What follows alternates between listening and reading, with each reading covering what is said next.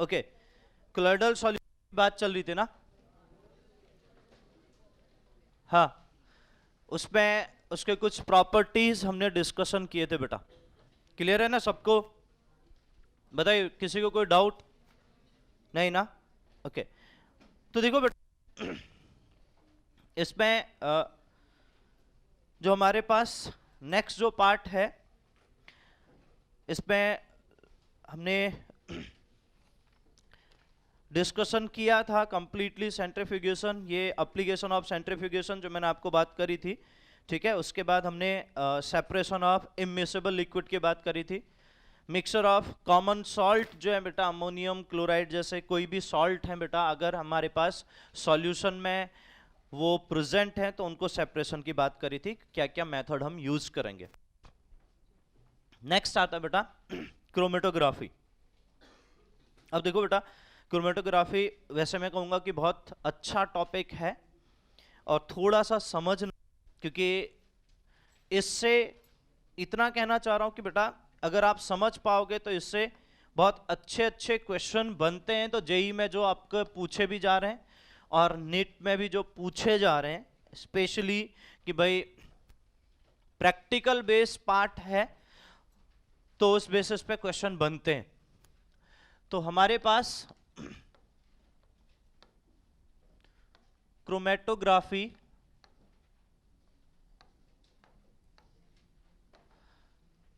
तो सबसे पहले ये ध्यान दीजिए बेटा, क्रोम का मतलब एक्चुअली कलर से है। ठीक है, इसका मतलब होता है कलर। कलर का कम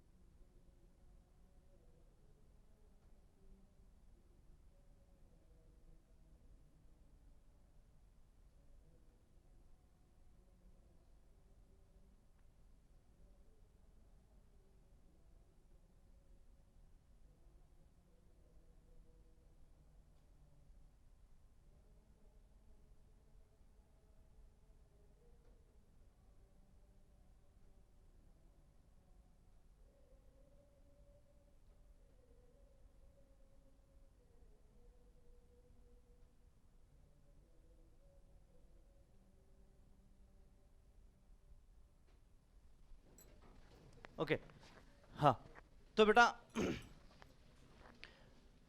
क्रोमेटो का एक्चुअल जो मीनिंग है बेटा, मतलब क्रोम से रिलेटेड जो पार्ट है उसका मीनिंग होता है कलर।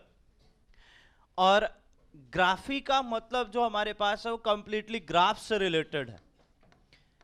मतलब मैं सिंपल सिंपल इतना कहना चाह रहा हूं बेटा, क्रोमेटोग्राफी कंप्लीट आपको ये बताता है कि कोई भी कंपाउंड को आप यहां पर जब सेपरेट करते हो तो उसका कलर के बेसिस पे अलग अलग, सपोज करो आपको जो ग्राफ मिल रहा है उसमें अलग अलग कलर ऑब्टेन्ड हो रहे, वो कलर जो होंगे बेटा वो अलग अलग कंपोनेंट के होंगे। तो मतलब आपको ग्राफ का ऑब्टेन्ड होना on the basis of different different colour, that is known as chromatography. मैं फिर से उस पॉइंट पर को जरूर फोर्सफुली कहूंगा कि बेटा ध्यान रखना कि बेटा यहां कंप्लीट जो पार्ट है वो कलर से रिलेटेड है। अगर आपको कलर की बात समझ में आएगी तो आप कंप्लीटली ये कह पाओगे कि हमारे पास हम क्रोमेटोग्राफी की बात जो कर रहे हैं वो कंप्लीटली कलर से कनेक्टेड होगा।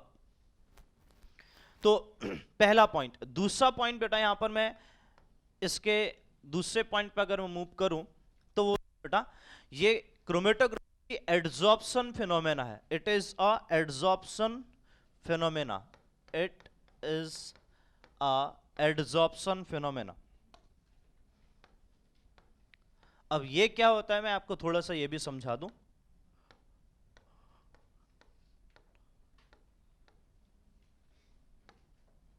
ठीक है, एड्सॉर्प्शन क्या होता है बेटा,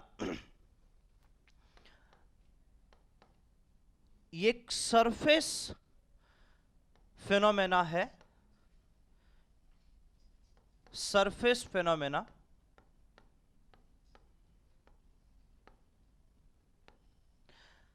मतलब ऐसा सब्सटेंस जो केवल सरफेस पे एड्सॉर्ब हो रहा है। जैसे मैं आपको एग्जांपल बताता हूं बेटा, बहुत सिंपल से एग्जांपल पे चल रहा हूं।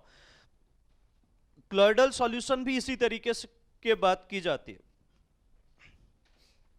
सरफेस पे मतलब मैं ये कहना चाह रहा हूं बेटा, सपोज करिए बेटा आपको कहीं पर जो सपोज कहा कि कहीं पर बोन में या कहीं पर मसल्स में खिंचाव जब आता है, मसल स्ट्रेच होती है, डैमेज होती है, तो हम वहां पर क्या करते हैं, मूव अप्लाई करते हैं। या कोई भी ऐसा पॉइंट जहां जो हमारे पास स्पेशली वो लोकल पेन किलर होता है, उस पर्टिकुलर एरिया पे वो आपको इफेक्ट दिखा पाए, तो आप जैसे वो अप्लाई करते हो बेटा, तो कुछ टाइम के बाद क्या होता है कि आपको वहां पर उसका पेन रिलीफ होना स्टार्ट हो जाता है। Understood everyone? जब वो पेन रिलीफ हो रहा है बेटा, वो क्यों हो रहा है? Because of adsorption. वहां पर क्या हुआ कि आपने जो मूव अप्लाई किया, उस मूव ने कंप्लीटली उस सरफेस पे जितने भी जोन पर आपने अप्लाई किया, वहां पर क्या हुआ बेटा, वो एक्टिव कांस्टेंट जो पेन किलर था वो एड्सॉर्ब होना स्टार्ट हुआ। और एड्सॉर्ब होना स्टार्ट हुआ तो एड्सॉर्ब होते होते क्या हुआ बेटा, कंप्लीटली जो हमारे पास जो उसका एक्शन था, वो तो जब तक एड्सॉर्ब नहीं होगा तब तक होगा नहीं। तो वो सब्सटेंस पहले एड्सॉर्ब होता है, फिर जाके बेटा वो एक्शन दिखाता है। सो इन सिंपल वे कि भाई अगर कोई भी सब्सटेंस है तो वो अगर सरफेस पे एड्सॉर्ब हो रहा है बेटा, तो वो सरफेस फिनोमेना कहलाएगा। जैसे दूसरा मैंने आपको एग्जांपल एक दिन और समझाया था बेटा कि स्पंज को अगर आप पानी में डाल दोगे तो स्पंज के पूरे होल बॉडी में, पूरे बॉडी में वो पानी चले जाता है कि नहीं जाता है?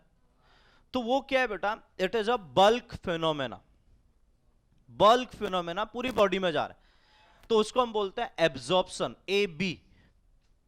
लेकिन अगर बेटा वहीं पर मैं जो चौक होती है बेटा, वो चौक रख दूं, तो पानी में भी अगर मैं चौक को रखूं बेटा, तो सरफेस पे पहले एब्जॉर्ब होगा। अंदर वाला पार्ट गीला नहीं होता, अगर वेट नहीं होता, अगर आप सिंपली देखोगे तो बाहर वाला पार्ट ज्यादा वेट होता। तो उसके लिए रीजन क्या है कि उसके लिए रीजन ये है बेटा, जितना टाइम आपने स्पंज रखा उतना ही टाइम अगर आप चौक को रखो तो ऑब्वियस है कि बेटा वो केवल बाहर की लेयर आपकी वेट होगी, अंदर की लेयर आपकी वेट नहीं होती है। So it is a surface phenomena कि वो सरफेस पे एड्सॉर्ब हुआ है। तो मैं ऐसे जो एग्जांपल दे रहा हूं बेटा, इसलिए मैंने आपको बोला बहुत सिंपल सा एग्जांपल, जो पहला एग्जांपल दिया वो आपको दिया मूव या आयोडेक्स, जो आप यूज करते हो स्पेशली पेन किलर के लिए लोकल। तो अब मुझे एक चीज बताओ, अच्छा मैं आपको ये भी समझाता हूं, आपको एक कनेक्ट होगा कि एड्सॉर्ब हो रहा है कि नहीं हो रहा। अगर पेन यहां पर हुआ है, आपने इस हैंड पे लगा लिया, क्या आपको रिलीफ मिलेगा? बोलो मिलेगा? नहीं मिलेगा ना। तो ऑब्वियस है कि जहां पेन हो रहा है बेटा, जहां एक्चुअली में मसल्स में वो स्ट्रेच आया है बेटा, वहीं पर लगाओगे तो वहीं पर आपको रिलीफ मिलने वाला है। सो इन सिंपल वर्ड वो क्या कहना चाह रहे हैं, आप समझ पा रहे हैं कि जिस जोन में आपने अप्लाई किया, इसका मतलब वहां पर कुछ ना कुछ वो चीजें अंदर गई। अंदर जाने का मतलब एड्सॉर्प्शन होना, क्योंकि वो पर्टिकुलर सरफेस से ही अंदर गई है। अब ऐसा नहीं होता बेटा कि आप ध्यान दो, इसलिए मैं आपको बार बार कह रहा हूं कि अगर आप यहां लगा रहे हो तो ऐसा नहीं कि बेटा वो एड्सॉर्ब नहीं हो रही है, लेकिन रिलीफ क्यों नहीं मिला? क्योंकि वो यहां से पूरी बॉडी में नहीं जा सकता। लेकिन आपको पेन यहां होता तो आपको यहीं पर लगाना पड़ेगा कंपलसरी। तो इसका मतलब क्या है कि यहां पर जो चीज आपने अप्लाई करी, it is a surface phenomena. जबकि आप क्या करो बेटा, हेडेक होता है तो क्या करते हो, मूव लगाते हो क्या? बोलो क्या कर रहे हो, मेडिसिन ले रहे हो, है कि नहीं है? तो वो जो मेडिसिन ले रहे हो पेन किलर, वो क्या कर रहा है बेटा, पूरा बॉडी में पहले एब्जॉर्प्शन हो रहा है, AB। मतलब आप देखो मेडिकल वाले जो है स्पेशली, वो तो आगे जाके पढ़ेंगे, ADME के अगर प्रोसेस आता है कंप्लीटली, ठीक है ना। तो ADME में जो है पहला जो A वर्ड है बेटा, उसको हम बोलते हैं एब्जॉर्प्शन। तो ऑरल रूट से अगर आपने कोई भी चीज ली, चाहे बेटा आप फूड भी इनटेक करो तो वो भी इसी पाथ को फॉलो करता है, मेडिसिन भी ले रहे हो तो वो भी इसी पाथ को फॉलो करेगा। तो होल बॉडी में जाने के लिए उसको क्या करना है बेटा, आप देखो, जो सबसे पहले मेडिसिन जैसे आपने ऑरली रूट से ली, तो वो जैसे ही आपने इनटेक करी, तो बेटा इनटेक करने के बाद वो स्टमक में जैसे पहुंचा तो वहां उसका ब्रेकिंग होगा। ब्रेकिंग हो जाने के बाद फिर वो आगे बढ़ेगा। आगे जाने के बाद बेटा उसका पूरा प्रोसेस चलेगा, तो वहां से वो ब्लड के थ्रू फिर होल बॉडी में हमारे पास पहुंचता है। ऐसा नहीं हेडेक सर पे मतलब हेडेक हो रहा है तो केवल हम ये कह रहे हैं कि भाई मेडिसिन वहीं पर पहुंचेगा या उसके एक्टिव कांस्टेंट केवल वहीं सर पे ही पहुंच रहे हैं, ऐसा नहीं है। होल बॉडी में ब्लड के थ्रू मेटाबॉलिज्म हो जाने के बाद बेटा पूरा का पूरा वो ब्लड के थ्रू होल बॉडी में एक्टिव कांस्टेंट के बेसिस पे हो जाता है। अब प्रॉब्लम जहां पर होगी बेटा इफेक्ट वहां दिखेगा ना, समझे कि नहीं समझे? यस और नो? प्रॉब्लम जहां पर होगी इफेक्ट वहां पर दिखेगा। तो प्रॉब्लम क्या थी? हेडेक हो रहा था, तो वहां पर क्या हुआ बेटा, वो मेडिसिन के एक्टिव कांस्टेंट क्या करते हैं, रिसेप्टर से बाइंड अप हो जाते हैं और बाइंड अप होने के बाद अपना एक्शन दिखाना स्टार्ट करते हैं, तो उसके बेसिस पे बेटा आपको प्रॉपर्ली वहां पर रिलीफ मिलता है। क्या मेरी बात सबको समझ में आ रही? यस और नो? तो ये जो फिनोमेना है बेटा ना, ये जो कंडीशन है, ये दो अलग अलग पार्ट से चल रहा है। इसलिए ध्यान दीजिएगा कि अगर आप कोई भी चीज को कंप्लीट होल बॉडी पे लेके जा रहे हो, तो मैंने आपको क्या बोला कि वो जो एक्टिव कांस्टेंट है पेन किलर का, मेडिसिन जो आपने ली, वो पूरी बॉडी में गया। क्यों? क्योंकि ब्लड के थ्रू पूरे बॉडी पार्ट्स में जाएंगे, हर एक बॉडी। जहां प्रॉब्लम होगी वहां इंपैक्ट दिखेगा। समझे कि नहीं समझे? ठीक है, अगर पूरी बॉडी दर्द, पूरी बॉडी पेन कर रही है, तो पेन किलर लोगे तो पूरे बॉडी पे इफेक्ट दिखता है ना। या ऐसा कर तो जब बॉडी पेन करती है, पूरी बॉडी पेन करती है, तो बेटा तब उसमें आप मूव लगा लेते हो तो सही हो जाता है? नहीं होता है ना। समझे ना मेरी बात को? समझ पा रहे हो ना? स्पेशली जब आपने देखा होगा जो फीवर आता है बेटा, वो वायरल फीवर जो होता है, जो स्पेशली पूरा बॉडी में पेन करवाता है, उसकी मैं बात करना चाह रहा हूं। तो उस समय आपको वहां पर अगर ज्यादा पेन होता है तो डॉक्टर पेन किलर भी प्रोवाइड करता है, कि अगर आप उस पेन को झेल नहीं पा रहे हो, क्योंकि वीकनेस है, फीवर है, तो वीकनेस है, ये सब फैक्टर है, तो वैसे फिर आपको प्रोवाइड करें। तो ये सब कंडीशन आपके सामने चलती है बेटा। लेकिन पॉइंट है बेटा, मैं जस्ट इतना कहना चाह रहा हूं कि जो होल बॉडी पे चीजें आ रही है उसे हम क्या बोल रहे हैं? एब्जॉर्प्शन। और केवल सरफेस पे अगर कोई चीज आ रही है बेटा, उसे हम क्या बोल रहे हैं? Adsorption. Is that clear? And chromatography भी क्या होता है बेटा? एडजॉर्प्शन फिनोमेना से चलता है। तो पहले तो इस चीज को अच्छे से ध्यान दें। It is adsorption phenomena. और एडजॉर्प्शन क्या होता है बेटा? सरफेस फिनोमेना होता है, यानी सरफेस से वो कंप्लीट चीजें चलेंगे। अब सरफेस से अगर चलेंगे, मैंने बोला आपको बेटा, तो यहां पर अलग अलग टाइप के, अब मैं अगर उसके टाइप्स में आता हूं कि भाई मैं क्रोमेटोग्राफी के टाइप्स की बात करता हूं, टाइप्स ऑफ क्रोमेटोग्राफी, तो उसमें बेटा हमारे पास देखो, ये तो जनरल बेसिक पार्ट था क्रोमेटोग्राफी का। मैंने आपको बोला मैं टाइप्स में आता हूं, तो बहुत सारे टाइप्स हमारे पास होते हैं। एक टीएलसी होता है, मैं लिखूं, ठीक है? एक तो टीएलसी होता है जिसे हम थिन लेयर क्रोमेटोग्राफी बोलते हैं। टीएलसी, थिन लेयर क्रोमेटोग्राफी, ठीक है ना? थिन लेयर क्रोमेटोग्राफी,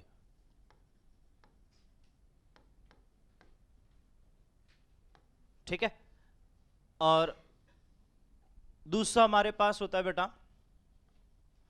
ये फर्स्ट है। दूसरा हमारे पास होता है पेपर क्रोमेटोग्राफी,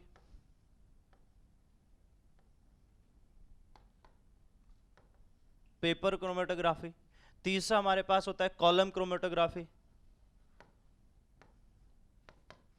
तो ऐसे बहुत सारे हैं बेटा, ठीक है? और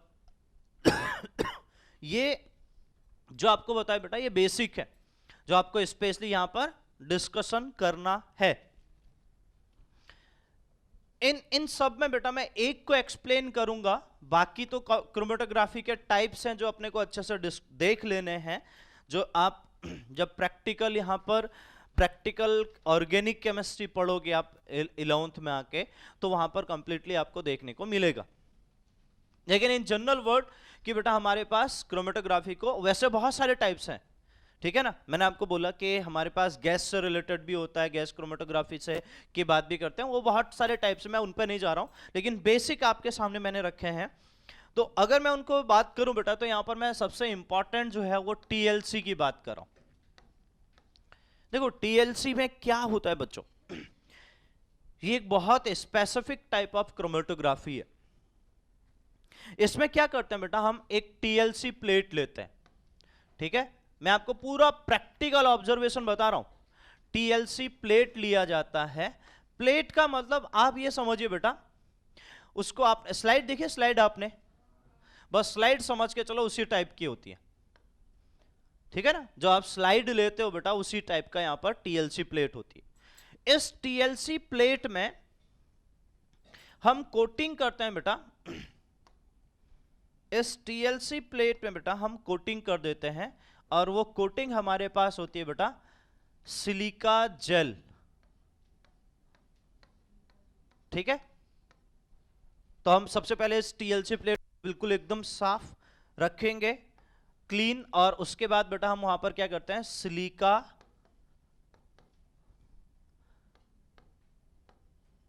जेल, और साथ में आता है कैपिटल जी। जी का मतलब होता है जिप्सम,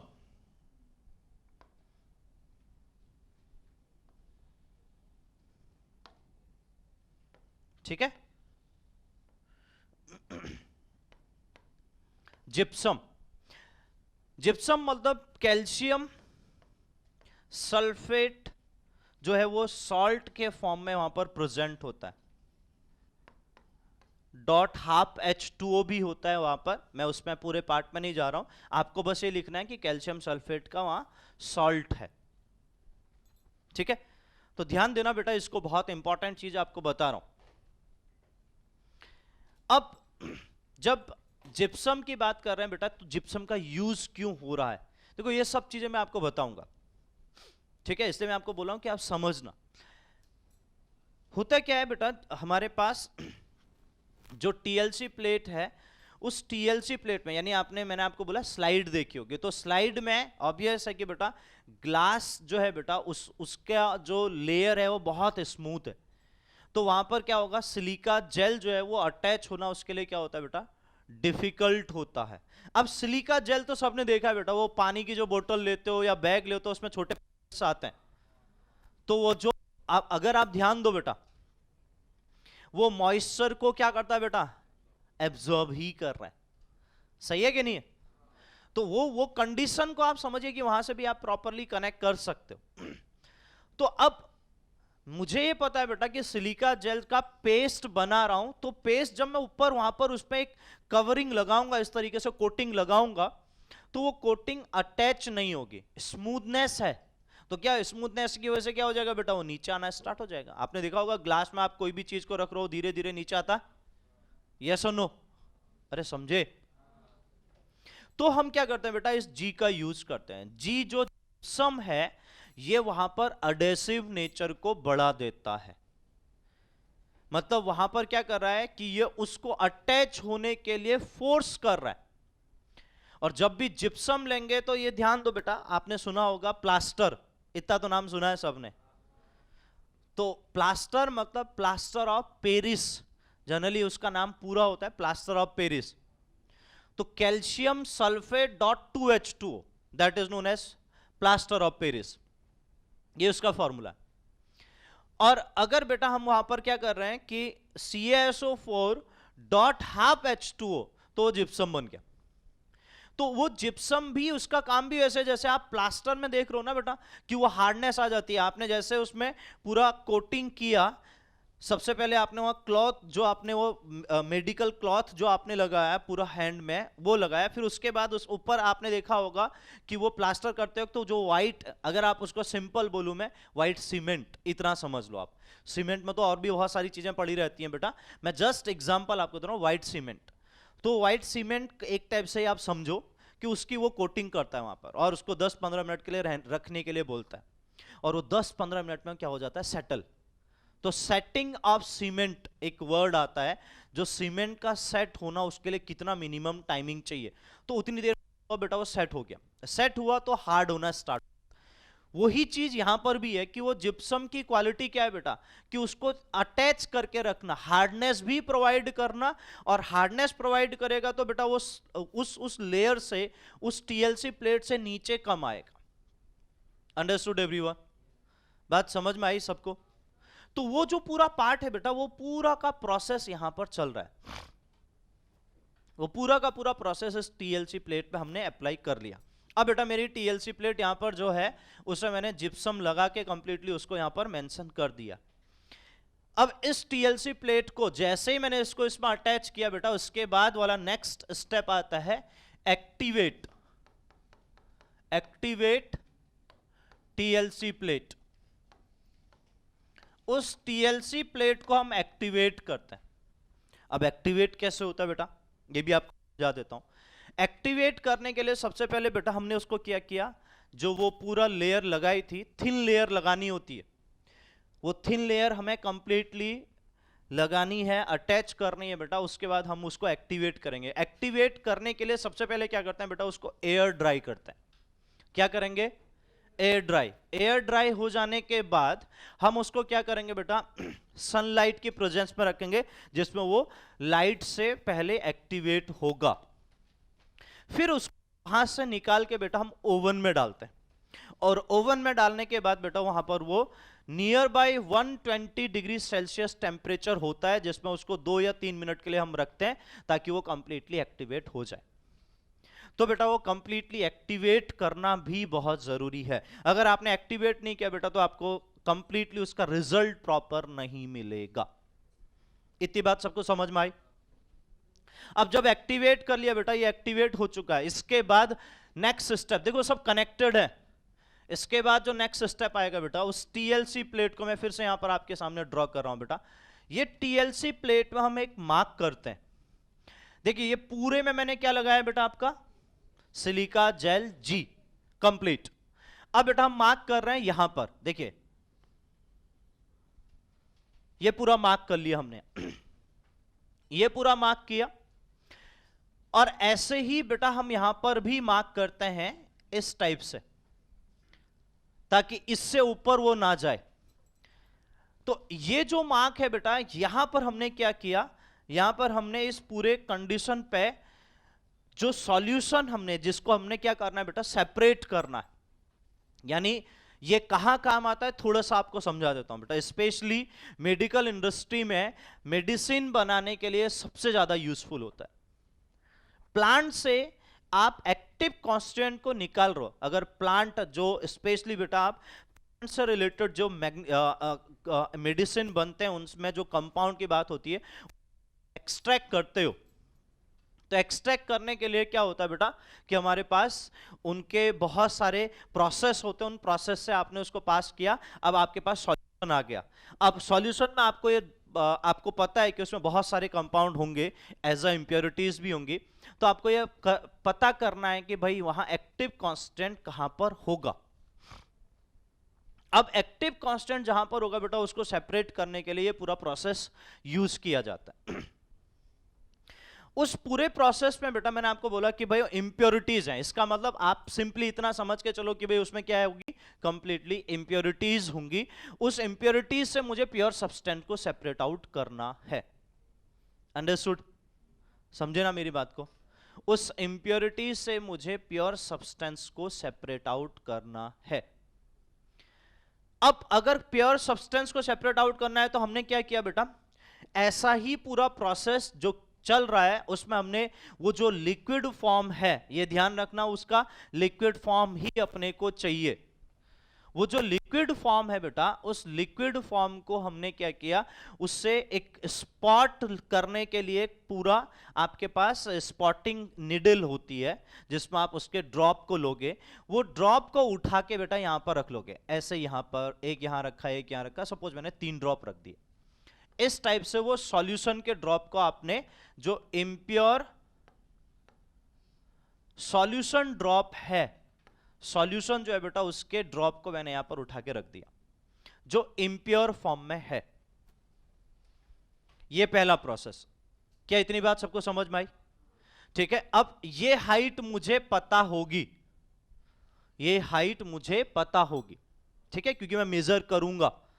वैसे मैंने आपको बोला कि वो स्लाइड देखिए, क्या टीएलसी प्लेट में पूरा वो आपका पूरा वहां पर मार्क किया रहता है, वो दिखता है आपको प्रॉपर्ली। तो अब बेटा इस पूरे टीएलसी प्लेट को जो हमने यहां पर मार्क किया, इसको हम उठा के रख देते हैं बेटा कंप्लीटली एक कंटेनर में, और इस कंटेनर में हम सबसे पहले क्या करते हैं बेटा, सॉल्यूशन बनाते हैं।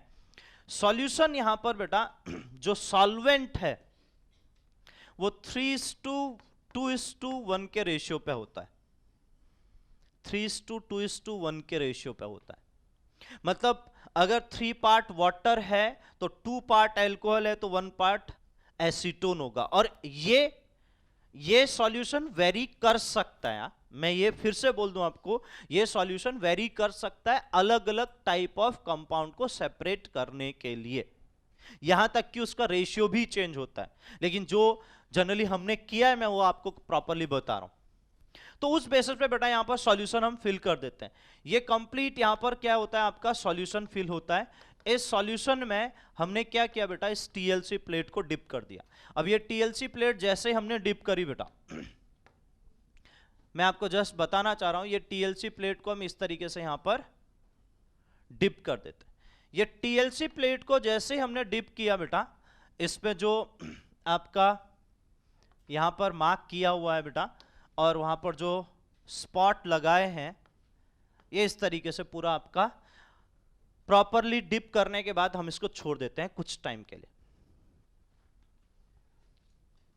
भाई बंद कर लेना यार बेटा, मैं सबको टोकूं, तुझे स्पेशली टोकूं, अच्छा नहीं लगता है ना।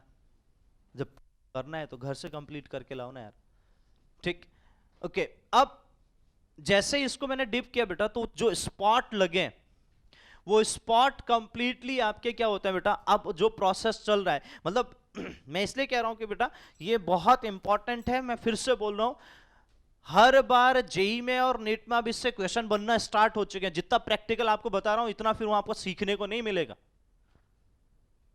क्योंकि देखो अपने उसमें कोई ये प्रैक्टिकली तो होता ही नहीं है। पहली बात है बता देता हूं कि भाई यहां पर कोई प्रैक्टिकल तो आप इसको देखोगे नहीं, आप प्रैक्टिकल नहीं देखोगे और क्वेश्चन बनते हैं। अभी 12th वाले एडवांस वाले पूछने के लिए आए थे, तो उनमें देखा कि भाई वो 23 में क्वेश्चन पूछा है, जो आपको बता रहा हूं डिट्टो उसी से। तो इसलिए कह रहा हूं कि बेटा थोड़ा ध्यान दो कि आपके लिए ही अच्छी चीज है। आप देखो ना 9th टॉपिक से वो जेई में क्वेश्चन बनाता है, नीट में क्वेश्चन बनाता है, लेकिन हम क्या करते हैं, इन चीजों को लाइटली लेते हैं। बस ठीक है, हाँ ठीक है, टॉपिक हमने देख लिया, सुन लिया, नाम जान लिया, बस उसका एक पॉइंट पढ़ लिया, खत्म। और यही चीज आगे जाके हमें परेशान करती है। पढ़ो ना एक बार अच्छे से, उसको कंप्लीट करो। और जब बता रहा हूं तो ध्यान तो दो, ये चीजें बेटा उन लोगों ने भी नहीं पढ़ के, इसलिए वो डाउट उठ रहे, नहीं तो उसमें कुछ है ही नहीं। तो समझदारी से काम लेना जरूरी है, थोड़ा ना कि टाइम पास करने के लिए कोई भी चीज बता रहा हूं। तो अब बेटा जैसे ये स्पॉट लगाए, तो ये स्पॉट क्या करते हैं बेटा, अब आप थोड़ा सा ध्यान दो, मैं आपको कनेक्ट करता हूं इन चीजों में। अब जैसे आपने उसको उस सॉल्वेंट में डिप किया, तो क्या होगा बेटा, उस पूरा व्हाइट कलर का, एकदम व्हाइट कलर का आपको पूरा ये सिलिका जेल जी का जो एक्टिवेट करके कोटिंग आपने देखा, वो एकदम प्योरली व्हाइट दिखेगा। अब आपने देखा है बेटा, जब व्हाइट सब्सटेंस यानी चौक को जब आप पानी में डालते हो, जब वो वेट होता है, बाहर की कोटिंग कैसे दिखती है, थोड़ा वेटी दिखना स्टार्ट हो जाती है ना। ऑब्जर्व कर पा रहे हैं सब लोग। तो ऐसे यहां क्या होगा, सॉल्वेंट ऊपर क्या होगा बेटा, ऊपर जाना स्टार्ट करेगा। अब सॉल्वेंट ऊपर जाना स्टार्ट करेगा, एड्सॉर्प्शन फिनोमेना ही है। कौन सा फिनोमेना? तो उस एड्सॉर्प्शन फिनोमेना से पानी जब ऊपर जाएगा बेटा, यानी सॉल्वेंट ऊपर जाएगा, तो आपको वो वेट होते हुए दिखेगा, दिखेगा। तो जो वो वेट होगा बेटा, ये टीएलसी प्लेट में हम जब ये देखेंगे, इस टीएलसी प्लेट को हम थोड़ी देर के लिए वहां रखेंगे, वहां रखने के बाद हम इसको बाहर निकालेंगे बेटा। और बाहर निकालने के बाद हम देखेंगे बेटा कि अब मैं डायरेक्टली उस पॉइंट पर आ रहा हूं।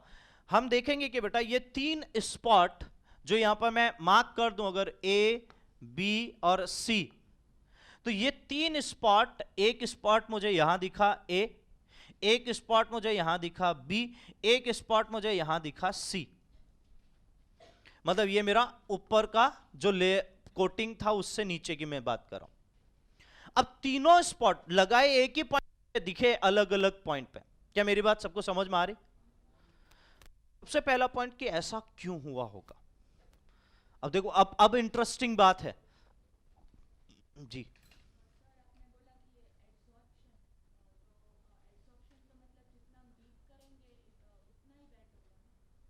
मतलब नहीं नहीं बेटा, देखो एक चीज समझो कि आपने यहां तक उसको सपोज करो यहीं तक डिप किया, ठीक है ना, तो ऐसा नहीं कि बेटा कि यहीं तक जाने वाला, वो ऊपर एड्सॉर्प्शन फिनोमेना सरफेस है, तो ऑब्वियस है कि वो ऊपर तक पानी क्या होगा बेटा, धीरे धीरे वेट करते हुए चलेगा ना ऊपर को। एब्जॉर्प्शन कैसे हुआ बेटा, एब्जॉर्प्शन तो ऐसा थोड़ा, ऐसा किसने बोला कि भाई ऊपर तक जा रहा है तो वो एब्जॉर्प्शन हो जाता है, ये कौन बोल रहा है, मैंने बोला क्या ये पॉइंट, मैं तो नहीं बोल रहा हूं बेटा। पानी का उस हाइट पे जाना, क्योंकि एक लेयर वेट हुई है तो धीरे धीरे लेयर जो है वो कंप्लीट वेट होते हुए चलेगी, तो वो प्रोसेस क्या है बेटा, कंप्लीटली उस सरफेस के बेसिस पे ऊपर को आपका वेटिंग हो रहा है।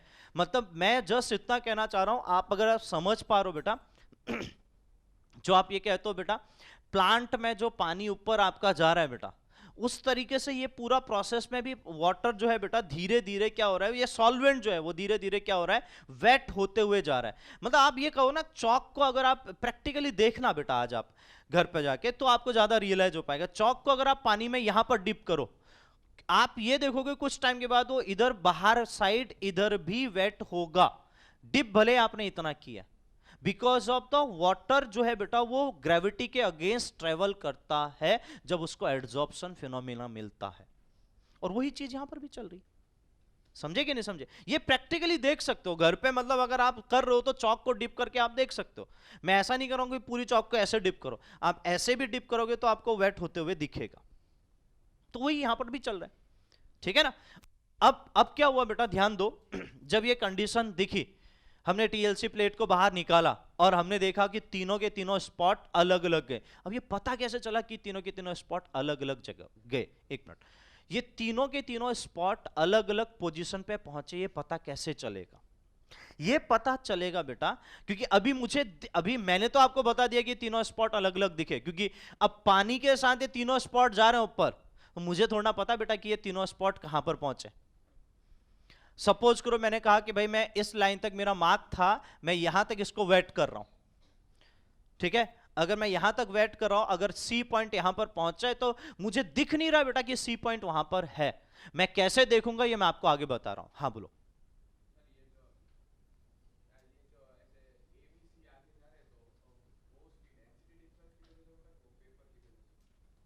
पेपर पेपर कहाँ है? हाँ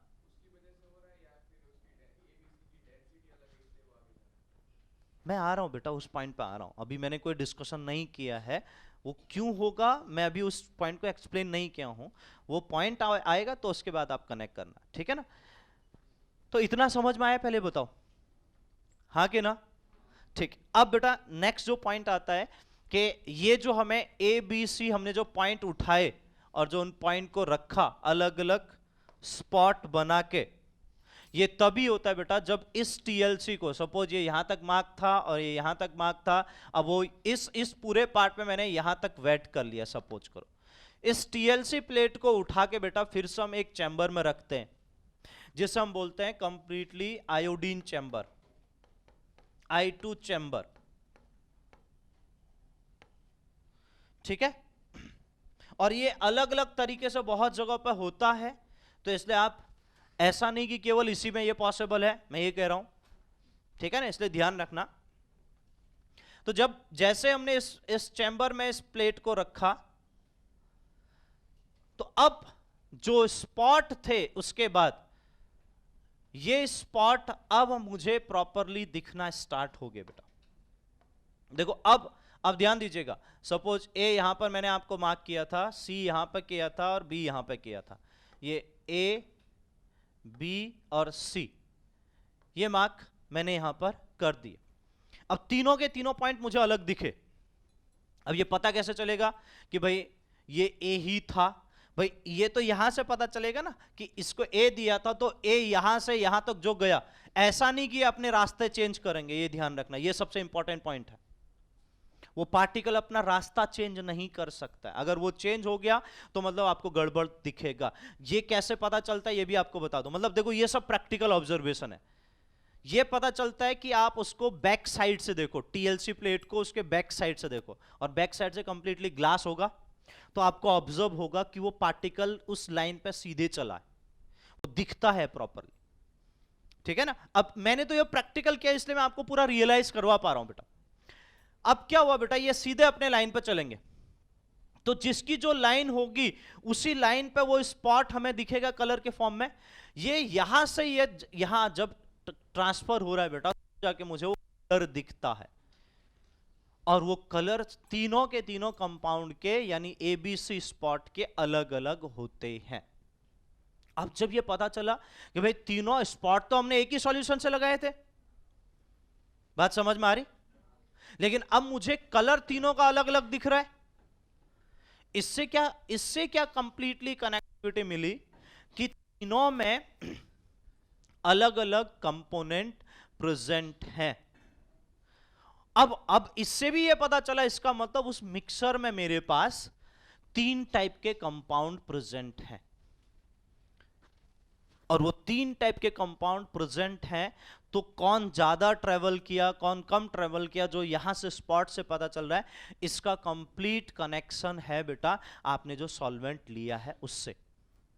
अगर आपने सॉल्वेंट पोलर लिया, जैसे मैंने आपको बोला, मैंने एग्जांपल दिया आपको कि भाई वाटर लिया 3:2:1 के फॉर्म में, वाटर, एल्कोहल और एसीटोन, अगर मैंने ये फॉर्म में लिया तो मेरे पास ये तीनों के तीनों पोलर हैं, और पोलर है साथ में, और पोलर का मतलब समझ लो, ठीक है ना, जिसपे हमारे पास क्या हो बेटा, जिसका नेचर पोलर हो और जिसमें वही कंपाउंड इजीली आपका आ सकता है जिसका नेचर भी कंपाउंड का पोलर हो।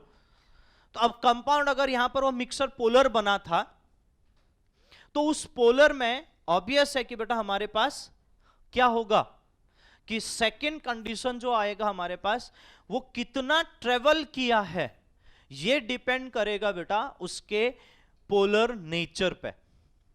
अगर ज्यादा डिस्टेंस ट्रेवल किया, नीचे मैंने पोलर सॉल्वेंट लिया है बेटा, वो मिक्सर जो लिया है सॉल्यूशन के फॉर्म में, वो मिक्सर पोलर है तो उसको ज्यादा ट्रेवल करने के लिए इनिशिएट करेगा कि कम,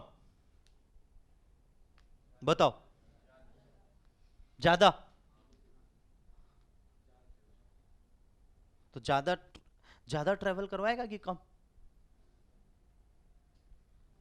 कुछ भी बोल रहे हैं पहले उससे पहले सोचें बेटा, मैं यही कहना चाह रहा हूं। Opposite charge attract to each other, और मैं ये बोल चुका हूं कि बेटा अगर पोलर सॉल्वेंट है तो पोलर कंपाउंड होगा तो उसके साथ वो इजीली मिक्स होना स्टार्ट होगा कि नहीं होगा, हा कि ना, लाइक सॉल्वेंट लाइक डिसॉल्वेंट, बात समझ लो। तो अगर बेटा लाइक प्रॉपर्टी शो करेगा तो भाई अगर सॉल्यूशन मेरा प्रॉपरली मैं बात करूं बेटा क्यों पोलर है, तो जो पार्टिकली जो एक्टिव कांस्टेंट वहां पर जितने भी प्रेजेंट हैं, जितने भी वहां पर वो कंपाउंड प्रेजेंट है उस मिक्सर में, उसमें हमारे पास पोलर होगा, वो उसके साथ ज्यादा मिक्स होना चाहेगा, और ज्यादा मिक्स होना चाहेगा तो ऊपर ज्यादा ट्रेवल करेगा कि कम, बोलो, कम ट्रेवल करेगा, वो नीचे ही ज्यादा रहना चाहेगा। ये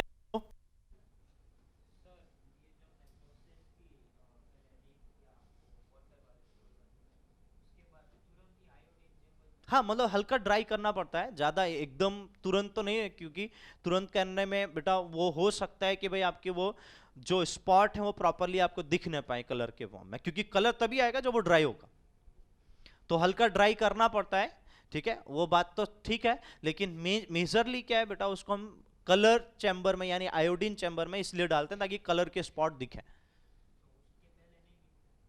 नहीं, उससे पहले नहीं दिखेंगे।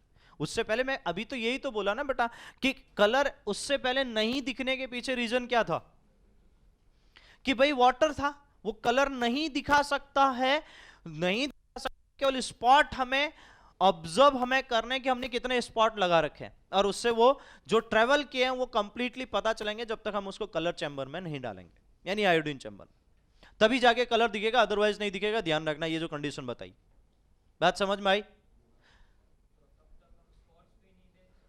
नहीं आप तो बेटा यही बोल रहा हूं मैं यार तब से, है ना। तो अब मेरी बात कनेक्ट हुई बेटा सबको? ठीक है, मेरी बातें अधूरी रह रही हैं बेटा, पहले उसको कंप्लीट करने दो, फिर पूछ लेना जिसको डाउट है। एक मिनट प्लीज। हाँ किया है, मैंने कहा वो स्पॉट अपने को दिखेंगे, ये भी मैंने बाद में बोल दिया था कि वो पहले कलर नहीं दिखेगा। मैं फिर से बोल दे रहा हूं, मैंने आपको बोला कि 3 स्पॉट होंगे, 3 स्पॉट दिखेंगे, वो कहां तक ट्रेवल किए होंगे, ये आपको बताया कि हाइट कहां कहां तक जाएंगे, लेकिन कलर दिखेगा तभी जब बेटा आप यहां पर उनको कलर चैम्बर में डालोगे, यानी आयोडीन चैम्बर में उसको जब आप पास करोगे। ये मैं बोल चुका हूं पहले, तो प्लीज मेक श्योर कि पॉइंट को ध्यान से सुनो, ठीक है ना, नहीं तो फिर क्या मेरा पॉइंट आधा रह रहा बेटा वहां पर। अब जब ये कंडीशन दिखी बेटा तो मैंने आपको बोला कि जो ज्यादा वहां पर लाइक सॉल्वेंट लाइक डिसॉल्वेंट वाली कंडीशन होगी उसके बेसिस पे क्या वो नीचे रहेगा, और जो हमारे पास उसमें डिसॉल्व नहीं हो सकता है बेटा, वो ऑब्वियस है क्या होगा बेटा, उससे दूर जाएगा। अब दूर जाएगा मतलब वो हाइट ज्यादा ट्रेवल करेगा। बात समझ में आई? तो इससे क्या पता चला बेटा कि इन कंपाउंड का नेचर कैसा है। और अब मुझे पता था, अब मैं आपको आता हूं कंप्लीटली, अब मुझे पता था कि जो मैं एक्सट्रैक्ट कर रहा था वो कंपाउंड क्या था।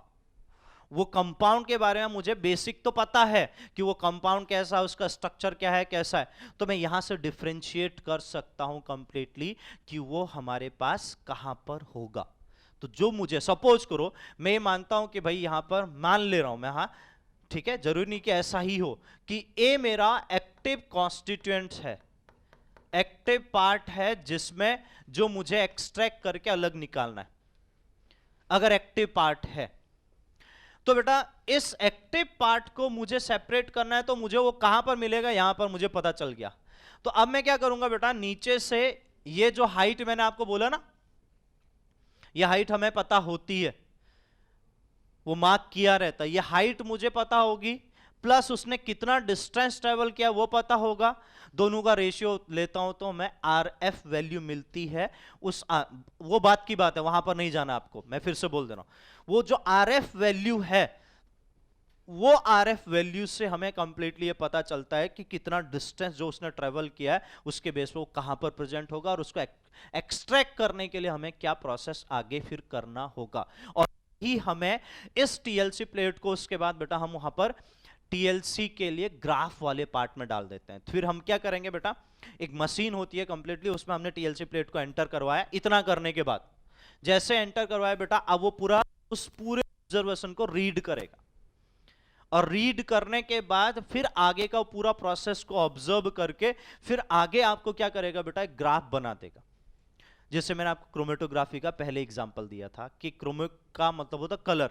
अब वो 3 पॉइंट है तो 3 अलग अलग कलर के ग्राफ बनाएगा और बोलेगा स्पॉट ए, स्पॉट बी, स्पॉट सी के लिए अलग अलग आपके कलर से उसने ग्राफ बनाया, और उसके बेसिस पे वो तीनों का स्ट्रक्चर आपको बता देगा। तो आप पहचान लोगे कि आपको कौन सा कंपाउंड जो था वो कहां पर प्रेजेंट है। That is the complete experimental part of TLC। तो इस तरीके से बेटा क्रोमेटोग्राफी का पूरा पार्ट चलता है, जो मैंने आपको प्रैक्टिकली कंप्लीटली समझाया। अगर आप इसको समझ पाए, क्योंकि देखो बेटा मैंने आपको बोला कि आगे जाके तो ये अभी से ध्यान रखो कि आपके उसमें क्वेश्चन बनने वाले, क्योंकि ये प्रैक्टिकल का पार्ट है, तो यहां अच्छे से सीख जाओगे बेटा तो वहां दिक्कत नहीं आएगी, नहीं तो फिर वहां ऑब्वियस है परेशान होते रहो। तो इससे मैंने आपको जो बोला बेटा, वो कलर बन रहा है तो उसके पीछे क्या रीजन है जी। कौन सा बेटा? मैंने बोला ना कि उसमें मैं जस्ट बोल रहा हूं, वो आपको कहीं नोट नहीं करना, उसके क्वेश्चन जो बनेंगे वो बाद में आप 12th में 11th में जब जाओगे तो आप POC पढ़ोगे तो वहां पर आपको फॉर्मूला बता दिया जाएगा। यहां पर क्या होता है, ये हाइट पता होती है, ये कितना ट्रेवल किया ये पता होता है, उन दोनों का रेशियो लेना होता है, उससे हम RF वैल्यू बोलते हैं। उससे हम कंप्लीटली स्टडी कर पाते हैं कि वो जो डिफरेंस है वो कितना होगा, और उसी से हम कंप्लीटली ये पाएंगे कि भाई अब उसका ग्राफ कैसा बनेगा। तो ग्राफ के बेसिस पे हम कंप्लीटली वहां पर उसको सेपरेट आउट कर सकते हैं। That is the complete information about the chromatography, और उसमें भी स्पेशल जो आपको ये बताया बेटा TLC, थिन लेयर क्रोमेटोग्राफी। तो इस तरीके से पूरा पार्ट चलता है बेटा, तो इसको अच्छे से कंप्लीट करिएगा। तो यहां पर आपको पूरा समझाया हुआ है ये TLC के बारे में। देखो ये TLC के बारे में उसने ज्यादा डिटेल दिया हुआ है, तो इसलिए आप भी ध्यान रखिएगा। हाँ, वो ऑब्वियस सॉल्वेंट का जैसा नेचर होगा उसके बेसिस पर ट्रेवल कर। बिल्कुल बिल्कुल, इसका मतलब उसका उस सॉल्वेंट के साथ जो सॉल्यूशन उन्होंने नीचे है उस सॉल्यूशन के साथ अट्रैक्शन ज्यादा है, तो मैं सकता हूं कि वो पोलर ज्यादा हो। ये सब डिपेंड करता है बेटा नीचे आपने जो सॉल्वेंट लिया है। और ऐसा नहीं कि बेटा मैं फिर से आपको बोल दूं, सॉल्वेंट को रेशियो भी चेंज होता है और साथ में सॉल्वेंट अलग अलग भी हो सकते हैं। जो मैंने लिया है केवल उसी की बात नहीं हो रही, आप सॉल्वेंट भी चेंज कर सकते हैं। Understood everyone? क्या मेरी बात सब लोग समझ पाए? तो ये ध्यान दीजिएगा बेटा, इसके बेसिस पे पूरा ये कंप्लीट कंडीशन जो है ये आप पूरा अच्छे से पढ़िएगा। यहां कहीं पर कोई डाउट हो तो मुझे बता सकते हैं। उसके बाद बेटा यहां डिस्टिलेशन की बात आएगी, तो डिस्टिलेशन में हम मूव कर रहे हैं। तो डिस्टिलेशन है जैसे फिर ये हमारे पास लिक्विफिकेशन ऑफ एयर है, उसके फ्रैक्शनल डिस्टिलेशन की बात कर रखी है, उस पर हम कंप्लीटली यहां पर मूव करेंगे। अब ये जो डिस्टिलेशन है बेटा, देखो ये तो क्रोमेटोग्राफी की बात थी जी।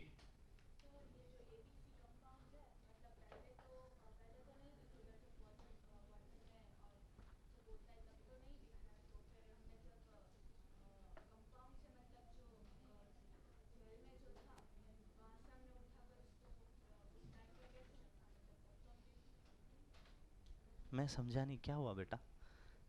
यार आप क्या है, क्या मतलब कैसे कैसे पॉइंट उठा के रख रहे हो बेटा? ये जो बनाए हैं मैंने, ये मैंने आपको बोला कि मेरे पास एक ही सॉल्यूशन है जो इम्प्योर था, उसमें क्या क्या कंपाउंड हो सकते हैं ये मैंने बात करी थी कि भाई मुझे भी नहीं पता। अगर पता होता तो फिर तो मुझे सेपरेशन की जरूरत ही नहीं थी। बात समझ में आ रही? तो मैंने क्या किया बेटा, जो मुझे मेरे पास एक्सट्रैक्ट करके जो सॉल्यूशन आया, जो मिक्सर था जिसमें इंप्योरिटी थी, तो लिखा भी इंप्योर सॉल्यूशन, उसके 3 स्पॉट लगा दिए और तीनों को नाम दे दिया कि भाई एबीसी है। लिखा है ना, इसलिए बेटा इंप्योर सॉल्यूशन यार, ठीक है ना। तो इंप्योर को मैंने मार्क किया, उसके बाद मैं चेक कर रहा हूं कि बेटा उनको कहां कहां पर हमें स्पॉट करके हमने ये पता किया कि भाई वो कहां पर ऑब्जर्व हो रहे हैं, उनका कौन सा, और तीनों के कलर अलग दिखेंगे। सबसे बड़ी बात ये, तीनों का एक ही कलर नहीं दिखने वाला, तीनों के अलग अलग कलर ऑब्टेन्ड होंगे। अब जब अलग अलग कलर ऑब्टेन्ड होंगे बेटा, तो आप आराम से उनको स्पॉट कर सकते हो, ठीक है। और वो अपनी लाइन में जाएंगे, मैंने आपको बोल दिया, ऐसा नहीं कि वो लाइन चेंज करेंगे, ये ध्यान रखिएगा स्पेशली, ठीक है ना। इसलिए स्पेशल टाइप ऑफ कंडीशन के लिए हम वहां पर ये क्रोमेटोग्राफी की बात करते हैं, ठीक है ना। नेक्स्ट जो पार्ट है बेटा डिस्टिलेशन। डिस्टिलेशन जो कंडीशन है बेटा, सबसे इंपॉर्टेंट ये पॉइंट आता है कि दो लिक्विड को, अगर जब भी हम डिस्टिलेशन की बात कर रहे हैं बेटा, तो डिस्टिलेशन में हम ये बात करेंगे कि टू मिक्सेबल लिक्विड को, टू मिक्सर ऑफ या ऐसे डायरेक्टली हम लिखें बेटा, mixer of a liquid, mixer of liquid, इसको सेपरेट करने के लिए जो मेथड है सेपरेशन मेथड, उसे हम क्या बोल रहे हैं बेटा, डिस्टिलेशन। दो लिक्विड जो मिक्सेबल है, मिक्सर है, अगर मैंने मिक्सर बोल दिया बेटा तो मिक्सेबल मस्ट है, इनको सेपरेट करने के लिए बेटा हम डिस्टिलेशन की बात करते हैं। अब जब इनको सेपरेट करने की बात हो रही है बेटा, तो सेपरेट करने के लिए इनके लिए अलग अलग मेथड हैं। तो सीधा सीधा डिस्टिलेशन में होता क्या है बेटा, कि उनको हम हीट करते हैं। तो अब जब दो लिक्विड है, यहां पर मैं अगर टू लिक्विड्स की बात करता हूं, टू लिक्विड, क्योंकि ये सबसे इंपॉर्टेंट है, लिक्विड के लिए होगा। अब दो लिक्विड है, सपोज एक ए लिक्विड है, एक बी लिक्विड फॉर्म में है, जिनको हम मिक्स करके रखे हैं। तो इन दोनों का बॉइलिंग पॉइंट क्या होगा बेटा, ठीक है। सपोज करो इसका बॉइलिंग पॉइंट हमने मान लिया x है और इसका बॉइलिंग पॉइंट हम मान लेते हैं बेटा y है। तो जो दो मिक्सेबल लिक्विड हैं, ए एंड बी जिनका boiling point X and Y है, तो बेटा इनके बॉइलिंग पॉइंट अलग अलग होना, और यहां पर मेंशन कर देता हूं बेटा X not equal to Y, ये कंडीशन हर हमेशा में ध्यान रखनी है, ये ऑलवेज यही होगा, ये ऑलवेज की बात कर रहा हूं। अगर दोनों का सेम हो गया तो फिर तो आप सेपरेट ही नहीं कर सकते ना। So it means the boiling point of A and B, जिसे हमने x और y माना है, सो x and y both are different in always condition. अब अगर ये ऑलवेज अलग अलग बॉइलिंग पॉइंट दिखाएंगे तो हमारे पास हमें सेपरेट करने का मेथड हमें मिलता है, और उस मेथड को हम क्या बोलते हैं बेटा, डिस्टिलेशन। तो सबसे पहले डिस्टिलेशन क्या है यह समझना जरूरी है।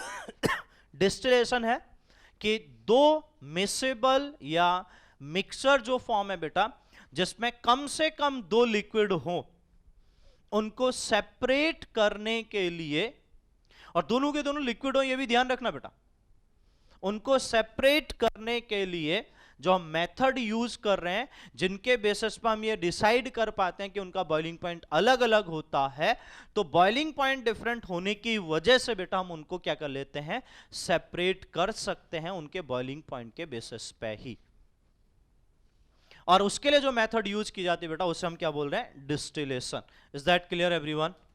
उसे हम क्या बोल रहे हैं, डिस्टिलेशन। तो डिस्टिलेशन प्रोसेस आपको कंप्लीटली कनेक्ट होनी चाहिए बेटा, ये ध्यान रखिएगा, बहुत इंपॉर्टेंट है, मैं फिर से बोल दे रहा हूं। सो डिस्टिलेशन से आपने क्या किया बेटा, दोनों लिक्विड को सेपरेट करने के लिए कंडीशन बना ली। अब होगा क्या बेटा, वो एक्सपेरिमेंटल कंडीशन कि भाई किस तरीके से आप सेपरेट करोगे। अब यहां पर कंडीशन आती है कि बेटा लिक्विड को आप क्या करो बेटा, उस मिक्सर के लिक्विड को हीट कर रहे हो। मैं एक सिंपल आइडिया आपको दे रहा हूं, ध्यान देना। मिक्सर को हीट कर रहे हो तो जिसका बॉइलिंग पॉइंट लेस होगा वो पहले वेपर में कन्वर्ट हो जाएगा या गैसेस स्टेट में कन्वर्ट हो जाएगा। अब क्या हो सकता है बेटा, ऊपर जाते वक्त, ये तो सिंपल की बात हो रही है या बेसिक की बात हो रही है, अभी ध्यान देना। तो अब जैसे जैसे बेटा उस पूरे पार्ट से अगर आप ऑब्जर्व करो बेटा डिस्टिलेशन डायग्राम में, उस डिस्टिलेशन में एक बीकर हम लेते हैं और हम कंप्लीटली उसको हीट करते हैं, एक ग्लास रॉड लगी रहती है, हीट होके यहां से वो कंप्लीटली यहां तक पहुंचता है, फिर वहां से एक आपका सेपरेशन वाला जो पार्ट लगा रहता है जिसे हम कंडेंस करते हैं, और कंडेंस के बाद दूसरा कलेक्टिंग डक्ट होता है, वहां से हम उसको कलेक्ट करके सेपरेट कर सकते हैं। लेकिन पॉइंट क्या है बेटा कि ऊपर वही जा पाएगा ना जिसकी काइनेटिक एनर्जी क्या हो, ज्यादा हो। साथ में काइनेटिक एनर्जी ज्यादा होने के साथ साथ बेटा अगर पार्टिकल सपोज करो दो मिसेबल हैं, तो ऐसा हो सकता है ये ए है ये बी है, तो ये आपस में बॉन्डेड भी हो सकते हैं वंडर वॉल फोर्सेस से, सही है। वो हाइड्रोजन बॉन्ड हो सकता है, वो दूसरे टाइप के आपके बॉन्ड हो सकते हैं बेटा। उससे क्या हो सकते हैं बेटा, वो कनेक्टेड भी हो सकते हैं। अब जब ये कनेक्टेड हैं तो इनके फोर्स को तोड़ना भी मेरे लिए जरूरी है। अगर ये दोनों एक साथ जाएंगे तो ऑब्वियस दिक्कत होगी। तो अब क्या होगा बेटा, जो एनर्जी दे रहे हो आप, वो एनर्जी से क्या होगा बेटा, ये बॉन्ड तो टूटेगा, इसमें कोई डाउट नहीं है। ये बॉन्ड टूटेगा तो अब ए अलग हो गया बी अलग हो गया, तो प्योरली या तो ए ऊपर जाएगा या बी ऊपर जाएगा, और जिसका बॉइलिंग पॉइंट कम होगा उसके मॉलिक्यूल जल्दी ऊपर जाएंगे। ये बात तो सीधी सी है। तो उस बेसिस पे क्या हुआ बेटा, हमारा प्योर एक सब्सटेंस ऊपर प्योरली जाना स्टार्ट हो जाएगा, और फिर उसको हम क्या करेंगे, वहां से दूसरे पाइप से कनेक्ट करके उसको कंडेंस करके दूसरे बीकर में कलेक्ट कर सकते हैं, जिससे ए और बी मेरे सेपरेट आउट हो जाएंगे। Understood everyone? ये था डिस्टिलेशन का बेसिक आइडिया। तो इतना समझना पहले, फिर उसके बाद हम आगे मूव करेंगे। जी अभी मैं आ रहा हूं, अभी मैंने टाइप में नहीं बताया। जब तक मैं टाइप में इंट्रोड्यूस नहीं करूंगा तब तक मैं बॉइलिंग पॉइंट के डिफरेंस की बात नहीं करूंगा। अभी मैंने सिंपल बताया।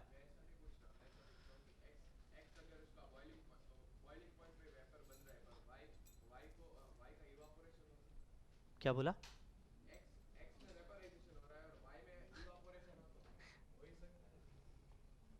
बेटा दोनों लिक्विड जो होंगे, आप अगर बॉईल कर रहे हो तो फिर इवापोरेशन की बात कैसे आ जाएगी बेटा? वो इवापोरेट होगा भी तो मैक्सिमम काइनेटिक एनर्जी तो है ही नहीं, ऊपर तो जा ही नहीं सकता है, ऊपर कहीं ना कहीं जाके वो ग्लास रॉड पे कहीं ना कहीं वो अपने मॉलिक्यूल को स्ट्राइक करेगा, तो फिर कंडेंस होकर फिर से नीचे आ जाएगा। ये पॉसिबिलिटी भी तो है, इसलिए वो कंडीशन रखी है जो हम टाइप्स में जाएंगे। तो बेसिक कंडीशन ये है कि बेटा आप ये जो उतना डेप्थ में समझ लो, ये तभी कनेक्ट कर पाओगे जब स्पेशली टेम्परेचर के बात आएगी, जब आप वहां पर सिंपल डिस्टिलेशन यानी टाइप्स की बात आएगी, जब सिंपल और फ्रैक्शनल की बात करते हो। मॉलिक्यूल ऊपर जा रहा है बेटा, इसमें कोई डाउट नहीं है, लेकिन जिसकी काइनेटिक एनर्जी ज्यादा नहीं होगी बेटा, वो क्या करेगा, कहीं ना कहीं यहां इधर उधर सेट होना चाहेगा। जब वो इधर उधर मूव करेगा तो ऑब्वियस है कि क्या होगा बेटा, इस वॉल से स्ट्राइक करेगा तो फिर तो नीचे आ सकता है ना, समझे कि नहीं। और इवापोरेशन मॉलिक्यूल क्या है बेटा, अपने हाईएस्ट काइनेटिक एनर्जी में तो है ही नहीं, तो वो तो नीचे आ ही सकते हैं, उसमें कोई डाउट नहीं है। इवापोरेशन भले ही हो रहा है, कोई दिक्कत नहीं है, लेकिन ये तो अपने को कनेक्ट करना है ना कि मॉलिक्यूल वही ऊपर जाएंगे जिसकी हाईएस्ट काइनेटिक एनर्जी होगी। तो मैं अगर इवापोरेशन की बात कर रहा हूं तो इवापोरेशन में तो अपने को कनेक्ट होना चाहिए कि वो अपने हाईएस्ट काइनेटिक एनर्जी में है ही नहीं। Done, clear. बाकी इससे हम कनेक्ट करेंगे कल आगे की चीजों को। ये बेसिक डेफिनेशन है कि डिस्टिलेशन क्या होता है। यहां तक समझ में आया किसी